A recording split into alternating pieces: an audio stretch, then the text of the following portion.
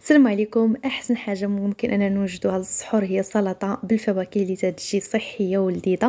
هنا خديت كميه ديال الخس اللي نقيته وغسلته وقطعته طريفات، وواحد جوج حبات ديال اليوم انت هما نقيتهم وحيدت ليهم دوك العظيمات ديالهم وقطعتهم طراف، شويه ديال الفريز مع شويه ديال الكيوي حتى هما قطعتهم طريفات. لكم الاختيار ديروا الفواكه اللي بغيتوا.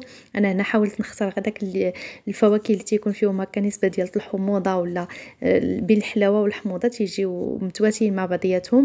وهنايا درتها في واحد البول واسع. صراحه كنت بغيت نقص عليا الماء ولكن راهم فيا غادي نرضى في واحد البول واسع، وغادي نزيد ليها واحد المعلقه كبيره ديال العسل الحره، ممكن انكم ديروا سنيده، وواحد المعلقه ديال القرفه.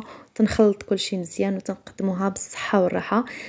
معروفه شحال هذه صراحه، حنا فاش كنا صغار كنا كنديروا الليمون مع الخس ومع سنيده والقرفه. انا هنا زدت فيها الكيوي والفريز وتنقدموها بالصحه والراحه.